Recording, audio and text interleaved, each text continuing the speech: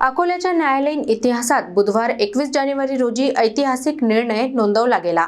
किसनराव हुंडीवाले हत्याकांड प्रकरणात जिल्हा व सत्र न्यायालयाने एकाच वेळी तब्बल 10 आरोपींना जन्मठेपेची शिक्षा सुनावत मोठा निकाल दिला आहे।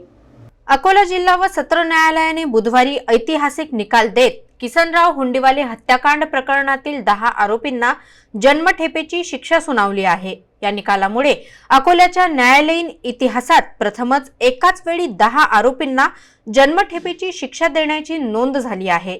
या प्रकरणात श्रीराम गावंडे, रणजित गावंडे, विक्रम उर्फ छोटू गावंडे, धीरज गावंडे, सूरज गावंडे, दिनेश राजपूत, प्रतीक तोंडे, मयूर अहिर, सतीश तायडे आणि विशाल तायडे यांना दोषी ठरवण्यात आले, तर पुराव्याअभावी 5 आरोपींची निर्दोष मुक्तता करण्यात आली आहे।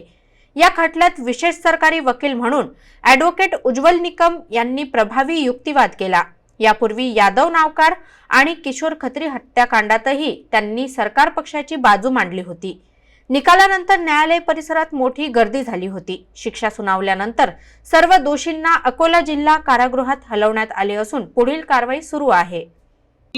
बहुचर्चित अकोला येथे दिनांक 6 मे 19 रोजी भर दुपारी 11 वाजता चॅरिटी कमिशनच्या कार्यालयामध्ये येथील प्रगत शेतकरी किसनराव हुंडीवाले यांचा निगरून खून, जो एक रिटायर पोलीस इन्स्पेक्टर आणि त्याचे इतर 9 साथीदार यांनी कार्यालयात त्यांच्या डोक्यावरती सिलेंडरचे घाव घालून त्यांचा निगरून खून केला होता। या खटल्यामध्ये आम्ही जवळजवळ एकूण 22 साक्षीदार तपासले आणि 10 आरोपींना आज जिल्हा सत्र न्यायाधीश यांनी जन्मठेपेची शिक्षा ठोठावली आहे।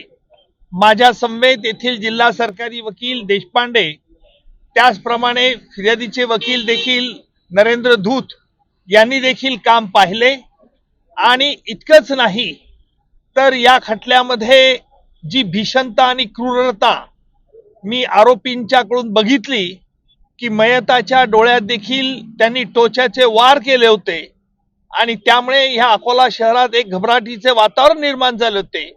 परंतु आज 10 लोकांना जन्मठेपेची शिक्षा मिळून न्यायालयाने देखील न्याय दिलेला आहे। इस मुकदमे में या खटल्यात एकूण 15 आरोपी होते। त्यातील 5 आरोपींच्या विरुद्ध पुरेसा पुरावा नसल्यामुळे आम्ही देखील न्यायालयाला विनंती केली होती की या 5 आरोपींच्या विरुद्ध फारसा पुरावा येत नाही, त्यातील 2 स्त्रिया देखील होत्या आणि म्हणून न्यायालयाने त्यांची पुराव्याअभावी निर्दोष मुक्तता केली। त्यातील मुख्य आरोपी श्रीराम गावंडे हा अकोला शहरात पोलीस इन्स्पेक्टर म्हणून याने कार्यरत होता। त्याचप्रमाणे त्याचा मुलगा छोटू उर्फ विक्रम गावंडे, तसेच धीरज गावंडे, रणजित गावंडे, दिनेश राजपूत, विशाल तायडे, प्रतीक तोंडे, सतीश तायडे, मयूर गणेश अहिर, सूरज प्रल्हाद गावंडे हे 10 आरोपी होते आणि या 10 आरोपींना न्यायालयाने शिक्षा दिली, जन्मठेपेची शिक्षा दिली व वेगवेगळ्या कलमाखाली देखील दंड ठोठावलेला आहे। उर्वरित जे 4 आरोपी होते त्यांना 5 आरोपी होते, त्यातील 2 स्त्रिया होत्या। त्या 2 स्त्रिया आणि इतर 3 लोक यांच्या विरुद्ध फारसा पुरावा नसल्याने आम्ही न्यायालयात पारदर्शीपणे न्यायालयाला कळवलं की यांच्या विरुद्ध पुरावा नाही, त्यामुळे न्यायालयाने देखील त्यांची मुक्तता केलेली आहे। हा निकाल येथील जिल्हा सत्र न्यायाधीश श्री शिवाजीरावजी कचरे साहेबांनी दिला आणि याच्यामध्ये आरोपीतर्फे बचाव साक्षीदार देखील तपासण्यात आला होता, परंतु हा बचाव साक्षीदार देखील आम्ही सरकारतर्फे उलट तपासणी घेऊन हा बचाव साक्षीदार न्यायालयाने त्याची साक्ष विश्वासार्ह मानली नाही। दिनांक 6/5/2019 माझ्या वडिलांचा निधन खून करण्यात आला होता, त्याच नोंदणी करायला येते। त्याबाबत आम्ही माननीय मुख्यमंत्री साहेब देवेंद्रजी फडणवीस साहेब यांना समाजामार्फत निवेदन दिले होते की आम्हाला माननीय उज्ज्वल निकम साहेब यांची नियुक्ती करण्यात येईल। त्यांनी हा खटला संपूर्णपणे व्यवस्थित चालवून आम्हाला आज न्याय दिला आहे, त्याबाबत मी त्यांचा खूप आभारी आहे।